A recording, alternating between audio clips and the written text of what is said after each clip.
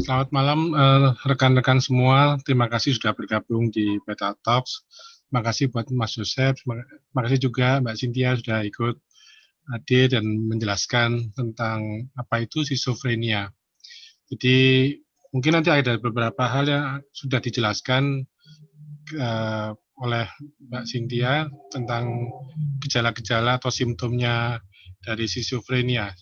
Di sini saya akan membawakan tentang bagaimana mengenal gangguan psikologik dalam studi fenomena UFO. Jadi seperti tadi Mbak Cynthia bilang, kalau ada orang cerita tentang saya lihat UFO atau saya ketemu alien atau saya diculik oleh alien, wah kamu tuh halu gitu ya. Jadi seringkali kemudian orang merasa dipermalukan atau merasa dibully ya karena dia dianggap halu ya. Nah, persoalannya adalah bagaimana menentukan cerita seseorang itu benar atau halu atau ada gangguan kejiwaan. Nah, ini ada contoh sebetulnya. Kita kalau yang menekuni masalah UFO ini pasti akan pernah baca atau lihat videonya juga. Ada seorang pria berusia 74 tahun yang mengaku keperjakaannya itu telah direnggut oleh makhluk angkasa luar saat ia berusia 17 tahun. Jadi laki-laki tua ini bernama David Huggins. Ini mengklaim dirinya didatangi oleh alien perempuan yang langsung mengajaknya bercinta. Kejadian itu konon terjadi saat Huggins tinggal di Georgia ya pada tahun 1961. Dia bilang sih, aku tidak pernah menceritakan soal wanita ini kepada siapapun, tutur Huggins ya. Dia sekarang ini tinggal di Hoboken di New Jersey, Amerika Serikat. Nah, memang di ceritanya ini dia banyak membuat maaf sebentar. Dia banyak membuat lukisan-lukisan tentang alien-alien atau makhluk angkasa luar yang berhubungan dengan dirinya ya. Ada kalau kita mau menelusuri lebih jauh tentang David Huggins ini bisa di Google saja nanti akan bisa lihat banyak sekali karya-karyanya dia serta cerita-ceritanya. Nah kemudian sekarang ini ada istilah yang halu ya. Jadi tadi dikatakan bahwa kamu tuh halu. Gitu. Padahal halu ini kan asal katanya sebenarnya dari halusinasi. Tapi penggunaan kata halu ini agak berbeda sekarang dengan halusinasi. Ini saya coba cari dari sumber-sumber internet yang umum saja ya, dari quora.com. Halu adalah kependekan dari halusinasi. Halusinasi adalah posisi di mana kita berimajinasi tentang sesuatu. Bisa saja tentang hal-hal yang tidak mungkin ada atau tidak mungkin dilakukan. Kita berandai-andai dan membayangkan sesuatu. Ini dikemukakan oleh Preti Prasetya, seorang mahasiswi. Kemudian ada yang bernama Oman juga mengatakan halu itu terlalu berimajinasi tingkat tinggi yang terlihat sangat tidak mungkin tercapai. Jadi bisa diartikan juga tidak nyambung ya. Apalagi ketika diajak ngobrol dan ternyata balasannya tidak nyambung dengan obrolannya. Nah, ini nanti kalau sudah tidak nyambung ini nanti orang kan nyebutnya kategorinya sudah mungkin termasuk schizophrenia karena ada gangguan kognitif ya, gangguan berpikir. Atau orang ketika cerita yang aneh-aneh gitu ya, itu dianggap, oh dasar halu ya. Nah ini kata-kata ini kerap dilontarkan untuk menanggapi orang yang perkataannya sulit dipercaya dan tidak sesuai dengan kenyataan yang ada. Nah ini yang menarik justru adalah orang-orang sekarang atau generasi sekarang itu lebih skeptis sebetulnya. Lebih tidak mudah percaya atau sulit percaya. Menarik juga bahwa di Indonesia ini kan ada kultur di mana kita mempercayai hal-hal mistis ya. Tapi di sisi lain orang juga menjadi semakin skeptis. Kita lihat saja misalnya satu contoh, ada video mungkin petualangan Panji misalnya, kemudian ada tertangkap gambar atau sosok alien katakanlah, terus dianggap itu alien. Tapi karena ada bukti videonya terus orang jadi percaya. Tapi kalau ada orang cerita, orang dianggap oh halu. Nah, itu yang kita seringkali hadapi ketika kita mendapatkan laporan atau ada orang melapor ke Beta UFO tentang pengalamannya melihat UFO, pengalamannya bertemu alien atau diculik oleh alien, tapi kemudian dianggap sebagai halu. Ini contoh juga ya, ini saya kutip aja dari sebuah situs internet ya, ada yang disebut dengan Ratu Halu. Kenapa? Karena mungkin dia banyak bohong atau banyak banyak berkhayal, banyak berimajinasi. Eh, jadi terlepas daripada ini benar benda, tapi memang ini eh, ketika orang kemudian eh, menceritakan. Nah, ini penyebabnya juga bisa macam-macam. Nanti kita akan coba lihat apa saja yang bisa menjadi penyebab ya. Satu contoh lagi misalnya ceritanya Maradona. Ini Mas Joseph kan penggemar sepak bola ya. Nah, Maradona ini juga mengaku pernah diculik oleh alien ya. Jadi sampai main di dunia alien. Jadi eh, banyak hal orang yang punya pengalaman ini. Tapi misalnya satu contoh, ketika ada orang yang tidak kita kenal yang kemudian menceritakan pengalamannya kepada kita bahwa dia pernah bertemu dengan alien, mungkin kita tidak langsung bisa percaya. Tapi kalau misalnya saja seorang Maradona yang bercerita, mungkin orang banyak akan jauh lebih percaya. Nah, ini kenapa? Apa bedanya? Apakah faktor bahwa Maradona itu lebih terkenal, artinya kalau orang terkenal itu tidak mungkin bohong atau gimana? Nah, itu yang jadi kajian malam ini yang ingin saya coba sampaikan. Memang kalau kita bicara soal orang itu halu atau tidak mau kita akan bicara soal kenyataan, ya, tentang kenyataan, tentang realita. Apa sih realitas itu? Ya, memang realitas itu tergantung dari persepsi. Persepsi itu adalah bagaimana kita mengamati dan kemudian ya istilahnya meresapi dan kemudian termasuk juga menyikapi ya, itu juga tergantung dari keyakinan kita, belief yang kita anut, belief yang kita percayai, dan juga sikap. Nah, ini yang dianggap sebagai hal-hal yang menentukan realitas kita. Mau tidak mau, kemudian ada yang membedakan, yaitu antara apa itu realitas dan apa itu imajinasi. Ya, kita kan mungkin tahu ya, kalau kita misalnya mengalami dipukul misalnya, ya, di perut gitu ya, ya pasti sakit. Nah, itu apakah itu realitas gitu ya? Nah, itu memang sangat tergantung dari pemahaman filosofis juga, mau tidak mau, karena ada yang mengatakan bahwa realitas itu sejauh apa yang bisa dicermati atau ditangkap oleh panca indera. Ya, termasuk kalau kulit, mata, ya, telinga, ya, kita merasakan bahwa gula itu manis ya, realitasnya bahwa gula itu manis. Nah, Nah, kemudian itu juga akan menyangkut dengan kebenaran karena kita tadi kan dikatakan bahwa oh kamu halu misalnya, berarti kita yakin bahwa apa yang diomongkan orang itu tidak benar. Nah, apakah kebenaran itu? Apakah kenyataan dan kebenaran itu? Nanti kita juga akan saya akan coba membahas tentang ini. Di sini ada kata-katanya Morpheus yang di film Matrix ya. What is real ya? How do you define real? Bagaimana kita tuh mendefinisikan realitas, kenyataan. Jika kamu berkata bahwa apa yang kamu rasakan, apa yang kamu misalnya cium bau ya, apa yang kamu bisa kecap ya, kemudian itu sebetulnya juga realitas itu sekedar apa ya, signal-signal elektrik yang ada di otak kita dan kemudian diinterpretasi aja. Sesuatu itu misalnya satu contoh, durian misalnya, bagi seseorang itu enak, jadi bagi orang lain kan juga bisa tidak enak, mungkin malah menjijikkan misalnya. Jadi realitas itu atau kebenarannya itu nanti bisa juga tergantung dari persepsi, belief, dan sikap.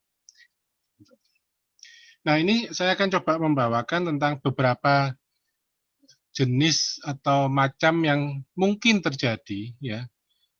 Dan ini ada di dalam kajian psikologi. Nanti memang kajiannya akan apa ya, berkaitan dengan psikologi dan filosofi juga. Nah, di psikologi itu atau di psikiatri itu ada yang namanya paracosm disorder atau ya gangguan atau fantasi parakosmik sebetulnya. Nah, apa itu? Paracosm disorder ini adalah seseorang itu menciptakan dunianya sendiri. Jadi ada imaginary world. kalau kita lihat anak-anak ya, misalnya, anak-anak yang mungkin suka main tembak-tembakan ya, karena mungkin dia juga suka main game, eee, misalnya Call of Duty atau mungkin yang lainnya gitu. Itu kadang-kadang kita bisa ngelihat bahwa dia tuh bisa berfantasi di dunianya dengan, wah, tembak-tembakan seperti itu ya, dengan asiknya dia bermain, gitu ya. Nah, kita tahu bahwa, oh dia lagi bermain, lagi berfantasi.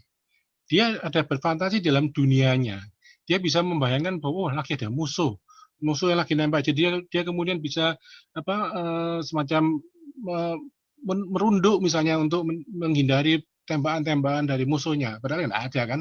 Nah, itu memang fantasi, ya, imaginary world. Dan kemudian ada yang mungkin menjadi lebih buruk atau lebih parah dalam hal ini adalah ketika fantasi itu menjadi sesuatu yang dianggap benar-benar real. Atau contoh misalnya imaginary friend, ya, ada banyak banyak anak-anak yang mungkin juga sampai dewasa, dia mempunyai teman bayangan atau teman imaginary. Dan itu bisa diajak omong-omong, ya, bisa diajak bermain, bisa diajak bercakap-cakap, bahkan kadang-kadang yang imaginary friend itu bisa memberi nasihat, ya. Nah, pertanyaannya memang sekarang ini adalah imaginary friend ini hanya sekedar imajinasi dari orang tersebut atau memang entitas itu ada. Nah, ini seperti yang dibahas dalam pertemuan-pertemuan sebelumnya. Apa itu entitas? Nah, itu nanti kita bisa diskusikan. Tapi pertanyaannya memang kalau dalam kajian-kajian UFO ini hanya sekedar imaginary friend, teman bayangan, atau memang entitasnya ada dan ada anak-anak atau orang-orang tertentu yang bisa berkomunikasi, bisa melihat itu. Itu pertanyaannya. Dan itu nanti kita bisa diskusikan. Lalu juga ada lucid dream. Lucid dream itu mimpi yang benar-benar real. Biasanya terjadi pada saat mau tidur dan kemudian tubuhnya kadang-kadang diawali dengan tindian ya atau paralysis gitu. Lalu dia mimpi ya. Tapi mimpinya lucid dream ini benar-benar nyata dan bisa diatur. Dia bisa mengatur misalnya, oh aku mau membuat landscape-nya itu misalnya rumah-rumah kota-kota kuno, itu bisa lucid dream ini. Terus saya mau buat ada zombie-zombie misalnya, karena dia mungkin senang zombie, atau dia mungkin senang peri-peri, atau juga atau dia mungkin senang dengan makhluk-makhluk luar angkasa. Itu lucid dream itu bisa diatur ya. Memang biasanya nanti setelah itu agak melelahkan juga ya, melelahkan secara fisik karena memang butuh semacam ya dalam tanda petik mungkin energi untuk membangun lucid dream-nya ini. Nah, ini memang juga dikatakan di salah satu definisi tentang parakosm ini itu sebuah dunia imajinasi yang diciptakan ya oleh seseorang di pikirannya. Jadi fantasi ini bisa meliputi orang-orang ya, binatang ya. Jadi dia bisa menciptakan mungkin binatang-binatang yang apa ya, yang seperti di Beautiful Creatures itu ya. Itu dia bisa menciptakan binatang-binatang yang fantasi ya, mistis gitu ya. Atau juga ada yang memunculkan entitas-entitas yang berhubungan dengan aliens atau luar angkasa. Jadi ini kalau dalam kajian psikologi ada yang namanya paracosm disorder karena jelas dalam kajian psikologi arus utama atau mainstream itu kan tidak dikenal adanya makhluk luar angkasa ya. Jadi tidak dianggap belum ada bukti tentang alien, tentang makhluk luar angkasa. Sama halnya juga bahwa walaupun manusia itu sudah terbukti ada, binatang-binatang itu terbukti ada, tapi dalam paracosm disorder ini dia menciptakan dunianya sendiri. Dia masuk dalam dunia ini. Tadi seperti dikatakan oleh Mbak Cynthia, itu juga bisa muncul melalui kalau misalnya kita katakanlah ada yang mengkonsumsi LSD atau mungkin juga jamur-jamur halusinogen ya. Nah, kalau mengenai skizofrenia tadi sudah dijelaskan juga tentang gejala-gejalanya, umumnya dibagi tadi ya dalam dua, positif dan negatif. Positif itu yang jelas-jelas nampak dan mengganggu gitu ya. Sebenarnya semuanya mengganggu pasti, karena gini, definisi atau batasan dianggap mengganggu atau gangguan kejiwaan itu adalah dia membahayakan dirinya sendiri dan atau orang lain. Jadi kalau selama simptom-simptom atau gejala-gejala itu tidak sampai membahayakan dirinya, ya dirinya atau diri orang lain tidak apa-apa. Tapi kalau sampai membahayakan dirinya atau orang lain, ya itu harus disikapi dengan serius. Membahayakan dirinya itu misalnya bunuh diri ya, menyakiti diri. Contohnya dia tidak mau mandi ya selama berminggu-minggu ya, kan bisa sakit ya. Dia tidak mau makan, dia tidak mau keluar dari kamar, hanya mengurung diri di kamar ya. Walaupun sekarang memang zamannya harus tinggal di dalam rumah, tapi dia ada orang yang dulu punya punya cerita diceritakan bahwa dia tidak mau keluar dari kamarnya. Itu yang di film Aviator, yang salah seorang pengusaha juga padahal. Nah, itu batasannya. Jadi kalau dia sampai mengganggu, membahayakan dirinya atau orang lain, itu dianggap sebagai gangguan kejiwaan. Termasuk misalnya dia punya pikiran sehingga akhirnya membunuh orang lain, ya, menyakiti orang lain, menyakiti binatang, itu dianggap sebagai gangguan kejiwaan. Nah, yang positif itu ada yang sifatnya tadi delusi, ya, kemudian halusinasi, dan ada kalau bicara itu tidak teratur, jadi bisa lompat-lompat gitu ya, dan membingungkan yang mendengarkan. Nah, yang negatif ya tadi sudah juga dijelaskan, perasaan yang flat ya, jadi orang lain ketawa lihat film lucu gitu dia enggak gitu ya. Kemudian reduced speech ya, tidak banyak ngomong, misalnya banyak diam ya, dan lack of initiative ya, kehilangan atau kurang inisiatif, jadi pasif gitu ya.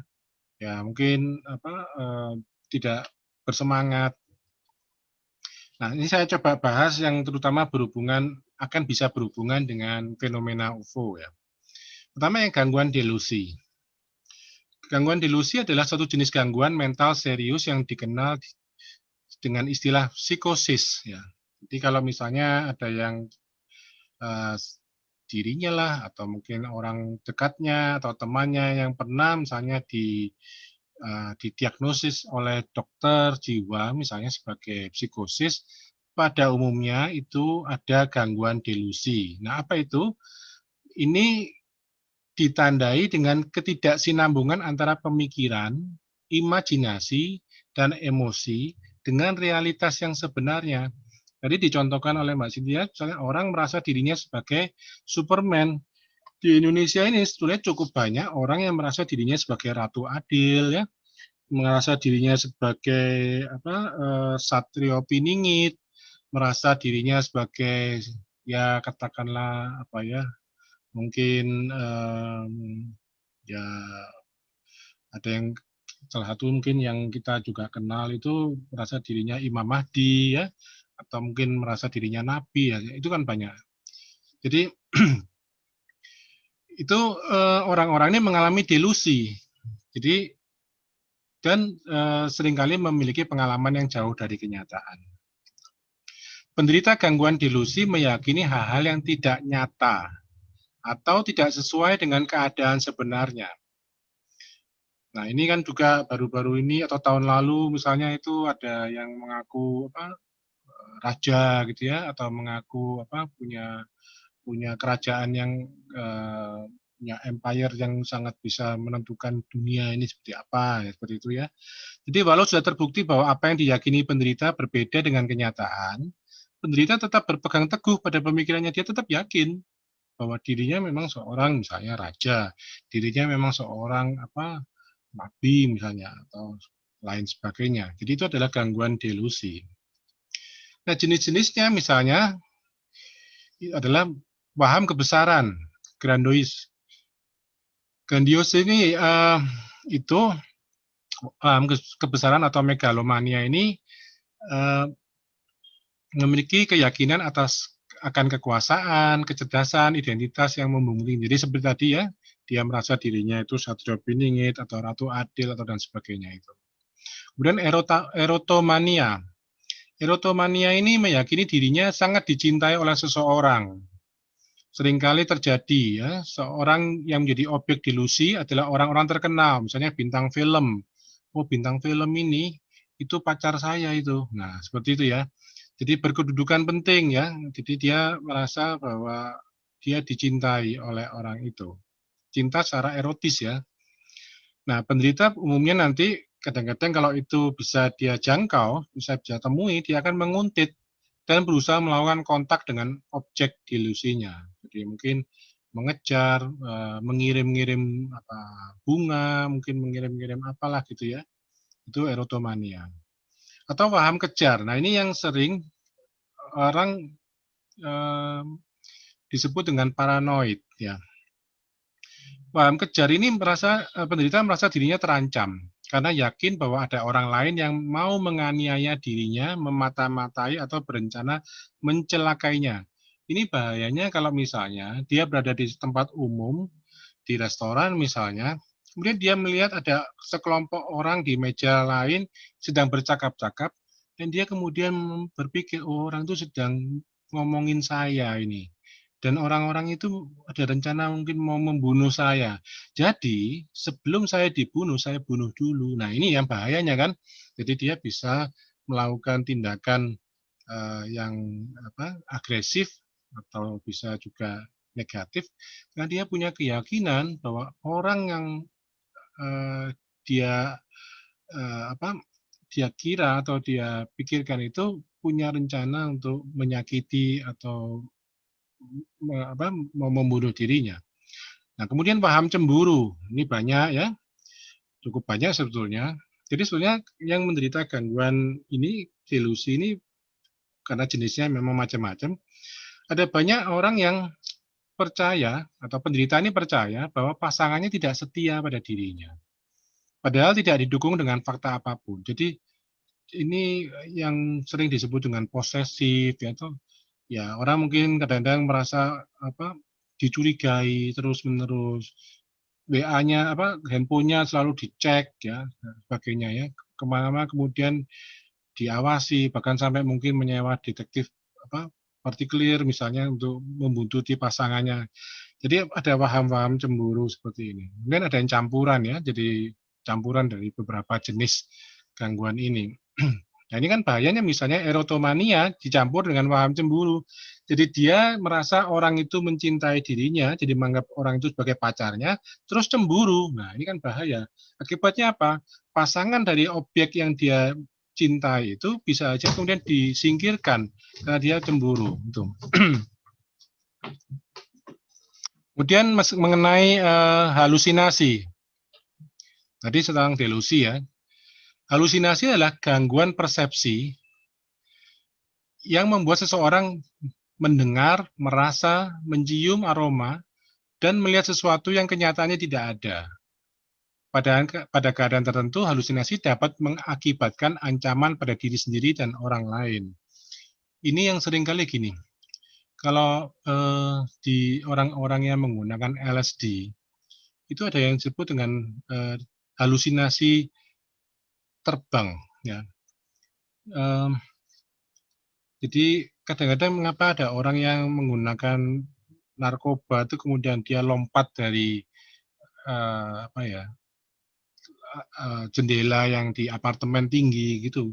Itu kemudian orang menduga bahwa dia bunuh diri. Itu belum tentu karena kadang-kadang itu dipicu oleh halusinasi bahwa dia bisa terbang gitu.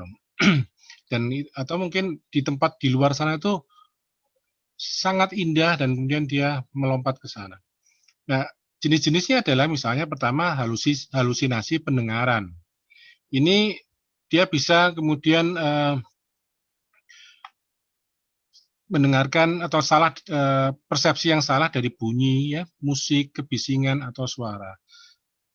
Orang mungkin katakan ya kalau dalam bahasa Jawa itu krungu-krunguan gitu ya. Nah, kadang-kadang ada suara-suara di dalam kepalanya juga. Jadi ini yang bisa mengganggu. Karena apa? Karena halusinasi ini juga bisa, halusinasi terutama pendengaran ini bisa merupakan perintah-perintah, "Kamu harus begini, kamu harus melakukan ini," gitu ya, "kamu harus pergi ke tempat ini," ya. Atau yang di Jepang itu yang dianggap sebagai teroris itu kan juga sama, kamu harus membunuh orang misalnya. Dan cukup banyak orang-orang di luar sana yang mungkin akses senjata apinya cukup mudah, akhirnya kemudian membunuh orang-orang dan seringkali diakhiri dengan bunuh diri karena juga ada depresinya. Nah, suara dapat didengar baik di dalam atau di luar kepala seseorang. Kadang-kadang kan kita pernah ya, walaupun kita tuh merasa diri dalam tanda petik normal ya, mendengar suara nama kita dipanggil. Saya yakin banyak orang pasti akan pernah mengalami seperti itu. Padahal tidak ada yang memanggil kan. Nah, suara bisa berupa suara wanita atau pria, baik yang akrab maupun tidak akrab, dan bisa berupa kritikan atau pujian. Orang mungkin ini salah satunya juga disebut dengan self talk sebenarnya, pembicaraan di diri sendiri. Nah, bahayanya adalah kalau itu suara-suara itu berupa kritikan, itu bisa membuat orang ini menjadi tidak percaya diri ya. Atau pujian, justru baliknya akhirnya orangnya menjadi angkuh, menjadi over pede gitu ya, karena dia mendapatkan suara-suara pujian. Kamu hebat nih, kamu tuh seorang apa, harusnya kamu tuh seorang raja, pangeran dulu, lagi kalau dia punya halusinasi bahwa eh, dia dulunya adalah misalnya apa, reinkarnasi dari siapa gitu tuh ada ya.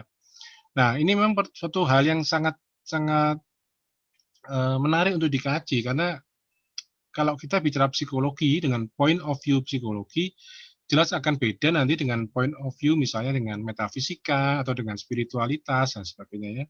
Dan dalam hal gangguan mental seperti skizofrenia, suara biasanya negatif dan tidak menyenangkan. Jadi memang mengganggu.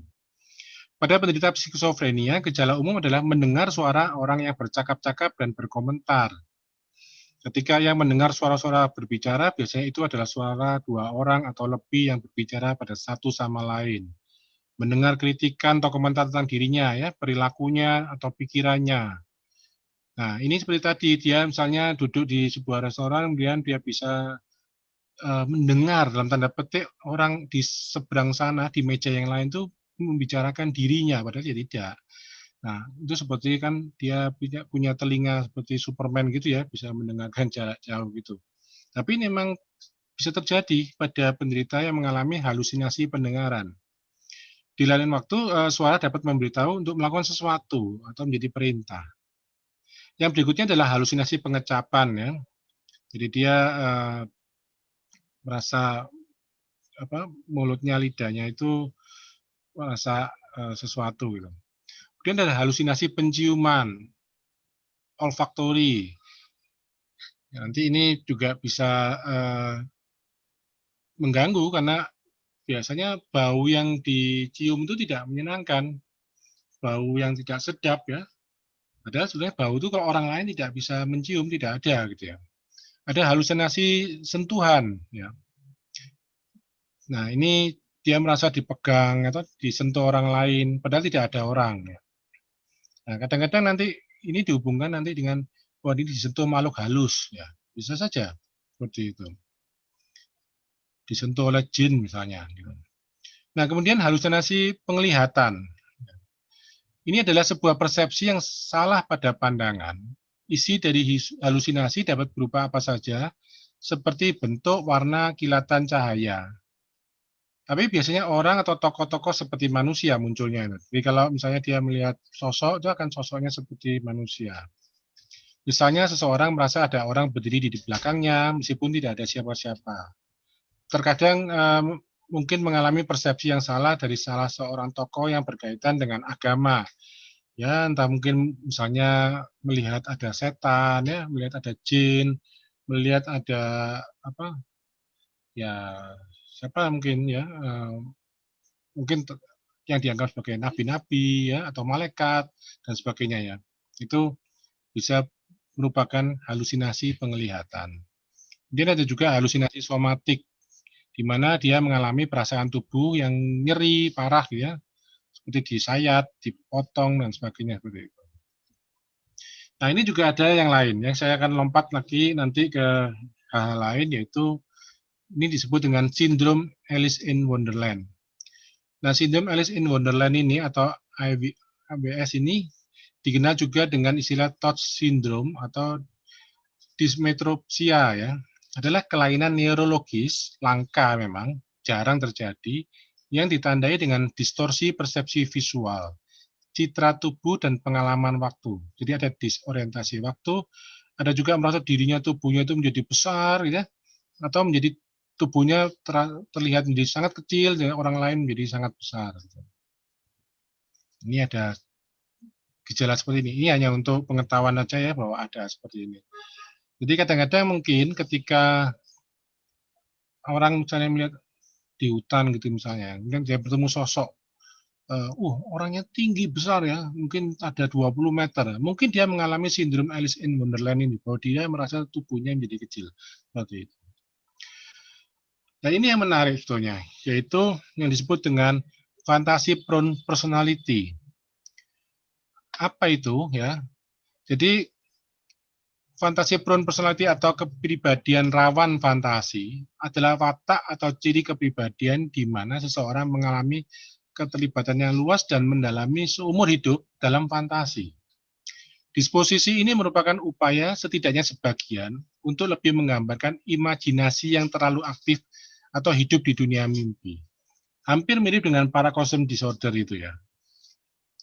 Kemudian pada tahun ini sejarahnya istilah fantasi prone personality ini dari Wilson dan Barber ini yang pertama kali mengidentifikasi apa yang mereka sebut sebagai tipe fantasi prone personality.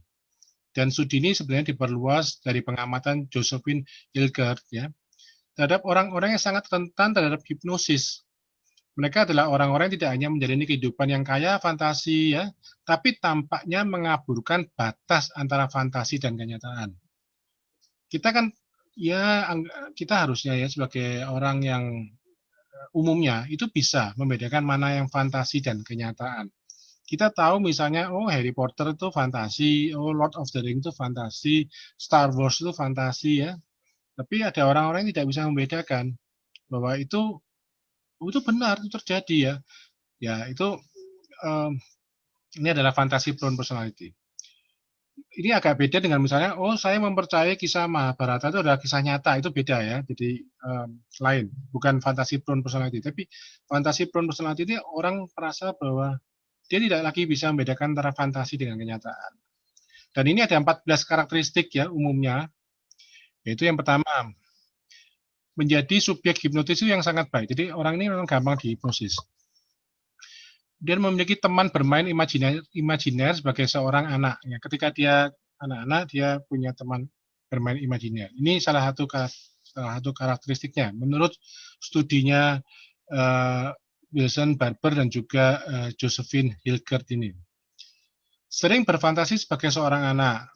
Kemudian mengadopsi identitas fantasi. Jadi ini maksudnya tadi ya, seperti tadi, oh saya ini adalah seorang Superman, atau misalnya dia fantasinya apa, misalnya superhero gitu ya, ya dia menjadi mengadopsi identitas itu. Atau mungkin fantasinya wayang ya, bisa saja. Kemudian mengalami sensasi yang dibayangkan sebagai nyata, memiliki persepsi sensorik yang jelas, menghidupkan kembali pengalaman masa lalu, mengklaim kekuatan psikis gitu ya. Nah, ini kadang-kadang agak sensitif mungkin ya bagi teman-teman yang mungkin bisa punya kemampuan psikis ya, termasuk yang sering disebut dengan indigo dan sebagainya ya.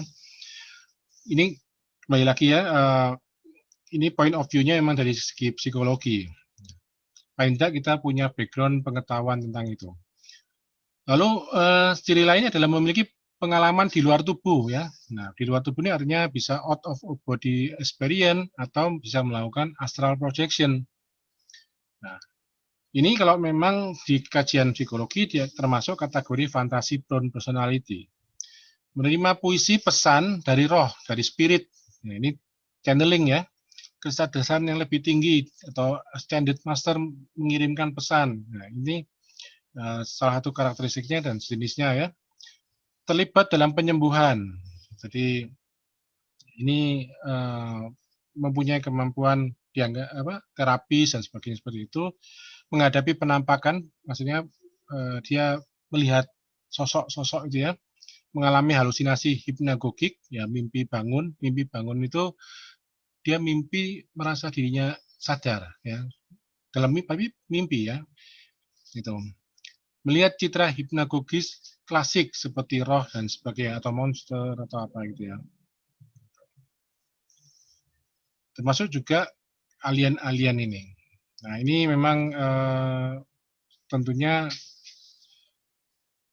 akan jadi pro dan kontra ya dalam studi fenomena UFO nih.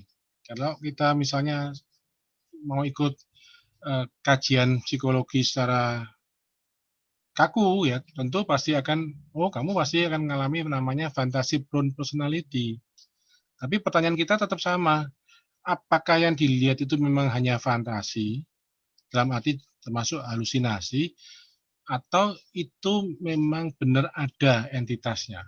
Tentu jawabannya bisa berbeda-beda. Nah, kemudian ada yang namanya maladaptive daydreaming ya, melamun. Semua orang pasti pernah melamun ya. Melamun maladaptif ini, jadi melamun yang penyesuaian yang salah ini adalah sebuah kondisi kejiwaan ya, diidentifikasi oleh Profesor Eliezer Sommer dari Universitas Haifa di Israel.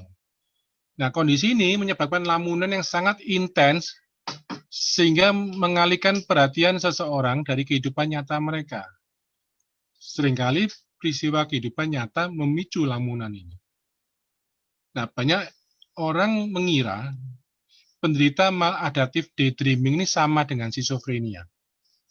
Namun penderita schizophrenia tidak dapat membedakan antara kenyataan dan fantasi. Bedanya, kalau penderita maladaptive daydreaming ini masih mengakui bahwa apa yang menjadi lamunan mereka itu bukan hal yang nyata. Jadi masih ada ya semacam kesadaran ya atau consciousness di mana aku tahu kok sebetulnya ini cuma daydreaming, cuman lamunan, bukan hal yang real. Ini kalau maladaptive daydreaming. Tapi kalau penderita schizophrenia, dia tidak dapat membedakan antara kenyataan dan fantasinya. Nah, ini bedanya kalau daydreaming yang biasa, ya. Biasanya kalau daydreaming biasa itu mind wandering, ya, pikiran mengembara kemana-mana. Jadi dia hanya sekedar taking a break ya dari kehidupan yang nyata gitu. Kadang dia bisa untuk menolong untuk menghasilkan goals-goals tertentu yang baik. Satu contoh misalnya yang terkenal itu Archimedes ketika dia melamun-lamun gitu di bak mandinya, kemudian dia dapat aha moment gitu. Daydreaming ini juga menyenangkan ya, tapi jelas real life-nya tetap dianggap lebih baik, lebih bagus lah ya. Dan tidak lama ya. Jadi kalau kita misalnya, ngelamun jadi orang kaya ya pasti enak misalnya seperti itu. Tapi kan tidak lama. Bedanya kalau maladaptive daydreaming ini akan jadi terus dia kemudian bergaya seperti orang kaya padahal dia tidak mampu. Akhirnya nanti kredit card-nya ngeblong gitu ya nanti. Nah ini ada beda-bedanya dengan daydreaming yaitu maladaptive daydreaming ya. Jadi dia punya alternate reality, sama seperti tadi ya, hampir mirip dengan paracosm disorder.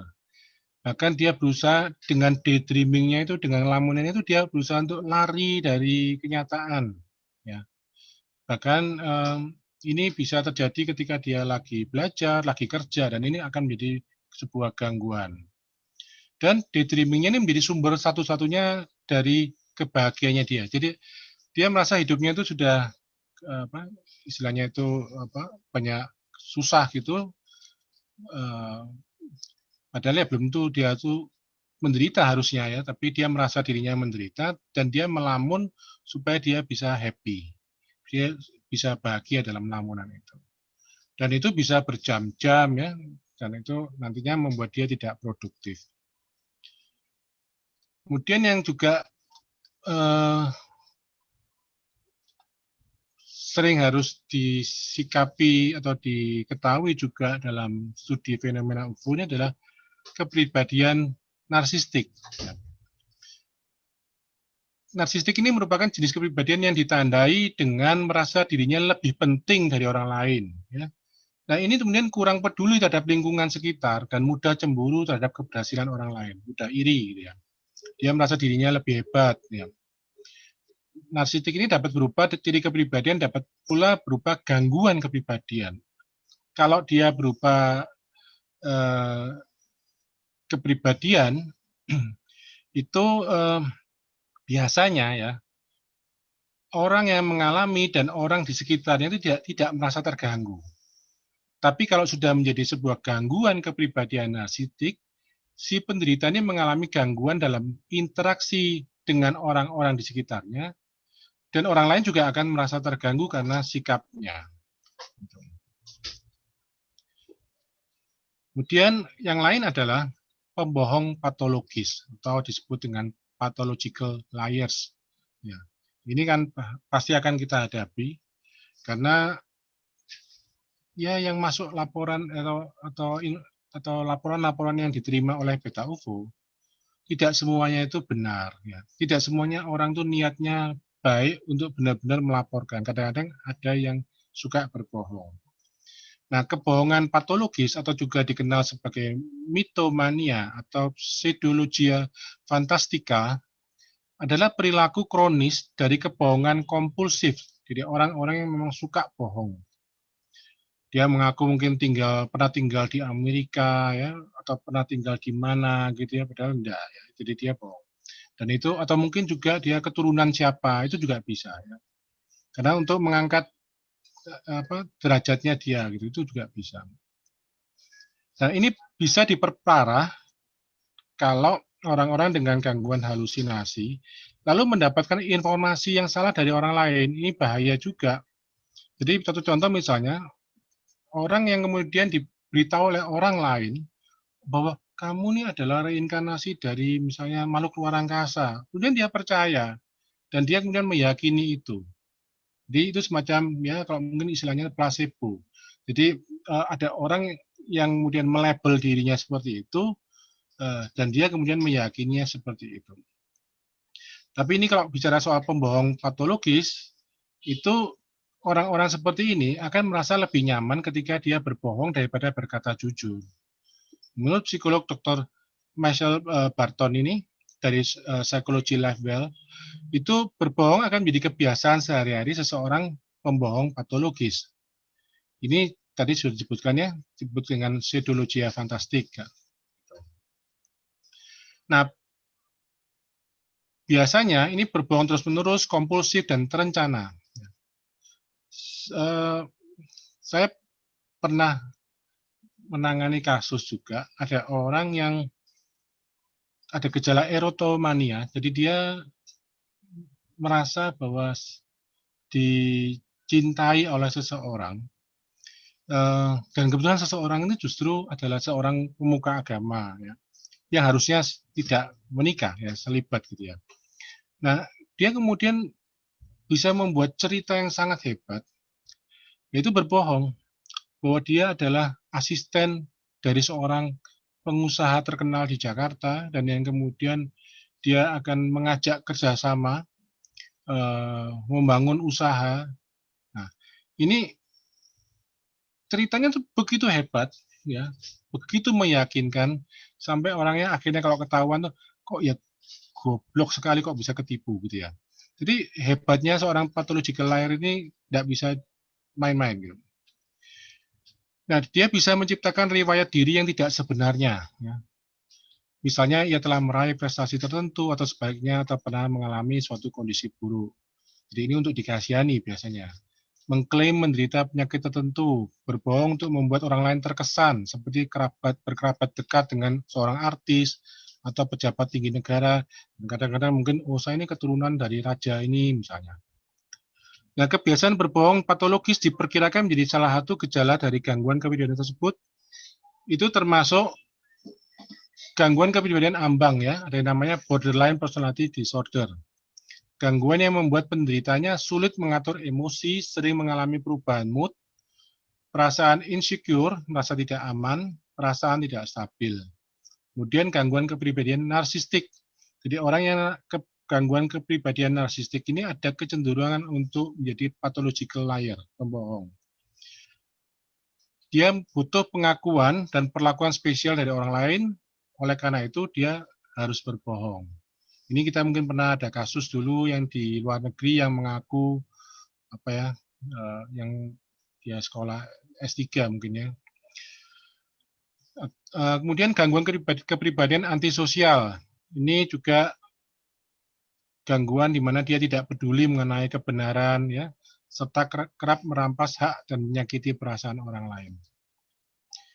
Nah, sebetulnya kalau dalam studi-studi yang dilakukan di kalangan psikologi terhadap orang-orang yang merasa dirinya indigo, kita bisa lihat nanti kalau mau mempelajari ini, melihat jurnal-jurnal penelitiannya, itu memang ada hubungan antara indigo dengan narsistik.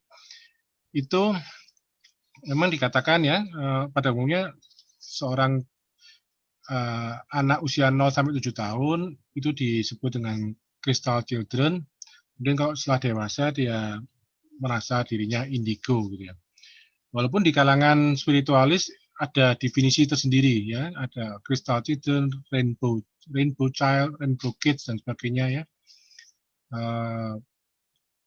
Biasanya orang-orang ini adalah sensitif dan empatetik.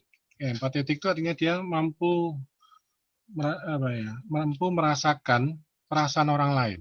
Ya. Sebetulnya ini punya kebutuhan yang tinggi untuk dicintai dan dilindungi. Dan kadang-kadang karena dia tidak merasa atau merasa tidak dicintai, itu kemudian berulah. Orangnya biasanya kreatif, intuitif, dan biasanya juga didiagnosis sebagai ADD atau ADHD ya, attention deficit disorder, jadi gangguan perhatian. Jadi agak sulit untuk fokus kadang-kadang. Nah ini saya coba untuk masuk ke dalam gimana sih kita kalau mengkaji fenomena UFO ini dan apa sih itu yang kita bisa definisikan sebagai kebenaran. Nah, karena kalau misalnya ada orang bercerita bahwa dirinya melihat alien, ya, melihat UFO gitu, bagaimana kita mengukur kebenarannya dan apa kebenaran itu? Nah, ini ada kata-kata kutipan ya dari Friedrich Nietzsche ini. Orangnya seringkali tidak mau dengar the truth, kebenaran, karena mereka tidak ingin ilusi mereka hancur. Nah, ini tapi memang quote ini cukup terkenal, tapi intinya adalah kadang-kadang kita itu menutup terhadap informasi karena kita tidak mau apa yang kita yakini ini hancur. Nah, apa sih kebenaran? Itu saya seringkali memang menggunakan contoh ilustrasi ini. Gajah itu oleh orang-orang yang tidak bisa melihat, karena di sini contohnya ditutup matanya ya. Ketika dia ada di dekat gadingnya itu, dia bilang bahwa oh ini seperti tombak, oh lalu yang pegang belalainya oh ini seperti ular ya dan sebagainya. Ini kita sudah tahu cerita ini. Padahal kan esensinya ini adalah gajah, tapi karena keterbatasan kita sebagai manusia, kita tidak bisa membaca semua informasi, tidak bisa juga melihat semua video di YouTube misalnya, tidak bisa mungkin mengakses semuanya, dan kita hanya bisa melihat atau membaca atau mendengar sebagian, maka kita kemudian mempersepsinya sebagian saja, dan kemudian membuat kesimpulan yang belum tentu benar. Ya. Tapi apa sih kebenaran itu? Nah, ini ada 3 rumusan tentang kebenaran dari Thomas Aquinas. Pertama adalah adekuasi atau kesesuaian antara realitas dengan intelek. Intelek itu artinya pikiran kita. Lalu juga konveniensi yang ada pada intelek ya. Convenient itu apa ya? Semacam kenyamanan ya. Kalau kita merasa cocok, nyaman dengan intelek, maka kita anggap benar. Dan pengetahuan atau pernyataan merupakan akibat dari kebenaran. Ini menurut Thomas Aquinas. Nah, apa yang dimaksud ini saya coba berikan contoh. Apakah ini benar gambar sapi? Ya, saya nggak mau bilang apakah ini benar sapi, karena ada orang yang protes, ini bukan sapi, ini cuma gambar sapi ya. Jadi saya tanya, apakah ini benar gambar sapi? Ya benar, karena apa?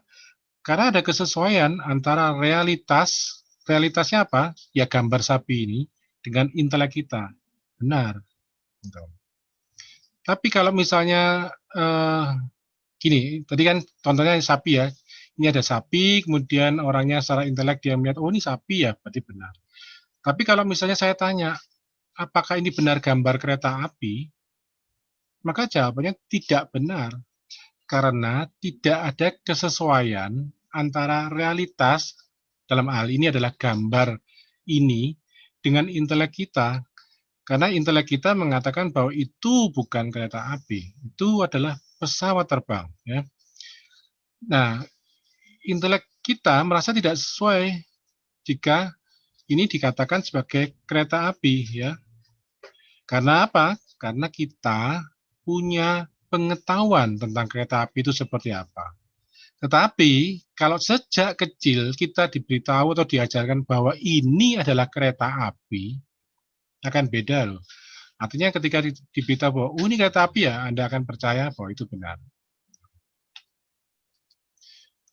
Nah, lalu ketika orang melihat UFO, ya, ini ada orang, oh UFO itu di langit ya, tapi orang yang melihat bahwa itu UFO, oh bukan kok, itu menurut aku adalah balon udara, menurut aku itu burung misalnya, menurut saya itu cuma serangga, atau menurut saya itu cuma kotoran di lensa misalnya ya.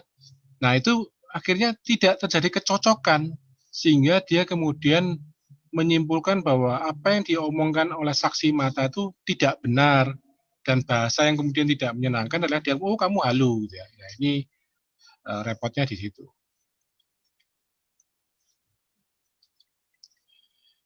Nah, apa yang dimaksud dengan pengetahuan atau pernyataan merupakan akibat dari kebenaran?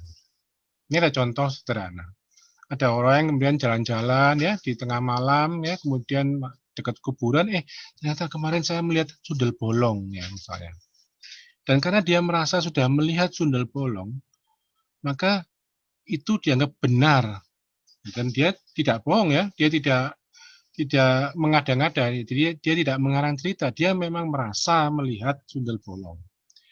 Karena itu, dia kemudian membuat pernyataan, saya sekarang mengetahui dan menyatakan bahwa sundel bolong itu benar ada.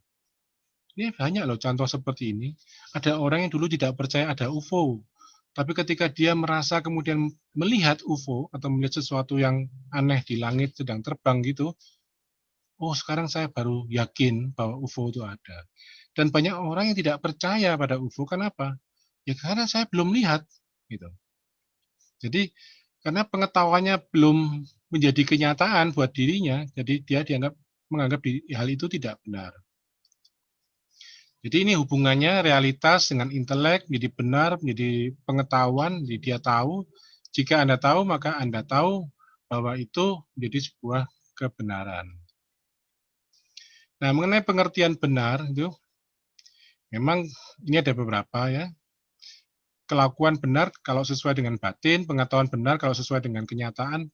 Kenyataan disebut benar karena terbuka untuk dikenal. Persoalannya adalah alien dan UFO ini kenyataannya tidak terbuka untuk dikenal. Maka kebenarannya dipertanyakan. Jadi ini harus kita jadi pegangan kita sebetulnya. Kita harus maklum bahwa UFO dan alien ini kenyataannya, realitinya itu tidak terbuka, tidak bisa kita lihat seperti kita misalnya mau melihat ayam, mau melihat kucing gitu ya. Itu kan terbuka untuk dikenal, sehingga kebenarannya juga dipertanyakan.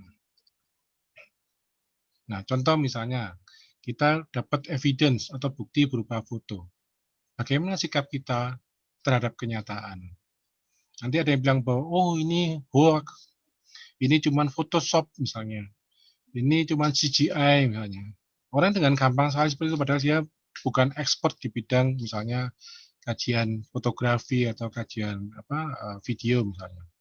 Tapi orang dengan mudah membuat penilaian. Lalu bagaimana juga sikap kita saat ada yang bersaksi bahwa dirinya telah melihat UFO atau bahkan kontak dengan alien, diculik oleh alien. Ya. Bagaimana sikap kita ketika mendapatkan informasi seperti itu? Memang ada dua sikap ekstrim. Ya. Sikap ekstrim yang pertama adalah disebut dengan pesimisme. Orang tidak percaya akan kemampuan akal budi manusia untuk memahami kebenaran. Bentuk pesimisme itu bisa skeptisisme, fenomenisme, dan agnotisme. Skeptisisme itu menegaskan ketidaktahuan total mengenai kebenaran. Aku tidak percaya. Jadi skeptisnya. Fenomenisme itu menekankan ketidaktahuan yang bersifat parsial dan luar, ya. Lalu agnotisme itu merupakan perpaduan antara fenomenisme dan skeptisisme. Seseorang agnostik lebih bersifat tidak mempedulikan soal kebenaran. Nah, yang kedua adalah optimisme yang berlebihan, yaitu sikap yang menekankan bahwa kita mengetahui kebenaran secara tuntas, total, langsung jelas. Jadi, ini kalau misalnya dalam bidang UFO ini yang kedua ini disebut dengan believers biasanya. Oh, dia sangat percaya, dia optimisme yang berlebihan. Ada orang cerita UFO, dia langsung percaya. Nah, sehubungan dengan sikap orang menerima, itu ada dua memang. Pertama cinta, dan kedua kecongkaan. Ini kalau cinta, dia membuka dan menyediakan kehendak untuk mendengar apa yang dinyatakan oleh kenyataan sehingga bersedia menaati tuntutan dan kenyataan. Ini maksudnya sebetulnya, kalau dalam bahasa yang umum adalah, dia mempunyai pikiran yang open-minded, ya. Dia mau membuka diri, ya. Sementara yang close-minded itu ya artinya lebih dikatakan sebagai kecongkaan. Ya. Tidak bersedia mendengar apa yang dikatakan oleh kenyataan dan memberi isi menurut keinginannya sendiri. Misalnya tadi, oh itu halu, ya. Oh itu hoax. Jadi itu menurut dirinya sendiri. Ya. Menolak pengabdian, menolak ketaatan dan kebaktian terhadap kenyataan setelah cenderung untuk menguasai. Memang bahasanya bahasa filosofis di sini, ya. Jadi sikap ini membahayakan keterbukaan bagi kenyataan yang menyatakan diri. Artinya apa? Ada orang yang mau cerita tentang pengalamannya bertemu UFO atau bertemu alien. Ini orang menjadi ragu-ragu. Kenapa? Dia takut diklaim kamu schizofren, kamu sakit jiwa, kamu halu, kamu mabuk, dan sebagainya. Ini ada kata-kata menarik sebelum saya akhiri ini. Jadi for those who believe, bagi orang yang percaya, dia tidak butuh bukti. Tapi bagi orang yang tidak percaya, bukti apapun ya, tidak akan bisa memuaskan dirinya. No proof is possible. Nah, being open-minded is related to willingness to consider evidence, ya. Artinya apa? Kalau orang open-minded itu ya, itu bukan berarti dia harus terima loh ya. Jadi jangan sampai kalau misalnya ada orang yang kemudian mengatakan bahwa oh itu bukan UFO ya, itu setelah saya teliti itu adalah kesalahan dalam kamera atau kesalahan apa gitu. Nah, tapi kemudian orangnya dikatakan bahwa kamu tidak open minded. Nah, itu salah juga. Karena being open minded itu tetap menuntut adanya dia mau menerima kalau ada bukti ya. Gitu. Tapi kalau misalnya dia memang tidak mau menerima ada bukti, ya dia akan disebut dengan close-minded. Oleh karena itu, sikap yang saya tawarkan dalam bagaimana kita meneliti soal UFO adalah open-minded skeptic. Saintis itu membutuhkan sikap yang open-minded, ya, atau dapat menerima ide-ide yang baru walaupun itu juga berbeda, asalkan sesuai dengan kaidah-kaidah ilmu pengetahuan. Sehingga open-minded itu seharusnya juga ada keseimbangan dengan sikap yang skeptis, ya. Skeptis itu artinya meragukan sesuatu, ya. Jadi harus punya sikap meragukan, jangan langsung percaya. Ya. Lalu bagaimana menguji sebuah laporan? Yang pertama memang paling mudah dan itu memang jadi suatu pegangan adalah kredibilitas saksi atau pelapor. Oleh karena itu penting misalnya dilihat latar belakang pekerjaannya, latar belakang keluarganya, latar belakang pendidikan, apakah dia memang pernah ada riwayat gangguan kejiwaan, apakah dia ada riwayat apa gitu, itu perlu diketahui ya. Artinya harus mengukur kredibilitas saksi. Karena walaupun misalnya contoh, jika yang mengatakan seseorang yang bisa dipercaya, maka laporannya lebih bisa diterima, ya, karena dia kemungkinan berbohongnya lebih kecil atau tidak ada. Lalu juga mengujinya dengan cara melihat konsistensi laporan. Ini sebetulnya hal-hal yang juga sama ketika seorang penyidik atau penyidik di bidang hukum gitu misalnya melakukan investigasi. Lalu apa ada bukti pendukung atau tidak? Jumlah saksinya berapa? Kalau saksinya lebih dari satu, itu umumnya lebih bisa dipercaya, lebih meyakinkan. Apa ada foto atau ada video ya, atau ada artefak ya, benda-benda yang bisa dijadikan sebuah bukti, bekas yang ada mungkin di tanah terbakar atau luka di tubuh dan lain-lain. Lalu apa intensi dari pelapor?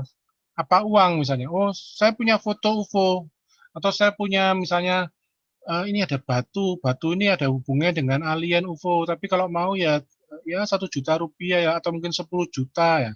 Oh, berarti intensinya kan memang dia mau jualan batu itu misalnya ya. Atau jualan apa ya, ini ada saya menemukan benda ini dari UFO ya, dari alien ya. Atau dia ingin terkenal ya, ingin viral, entah apa tujuannya ya. Tapi mungkin dengan viral itu dia mungkin lebih dapat nama, atau mungkin merasa dirinya hebat, atau untuk power ya.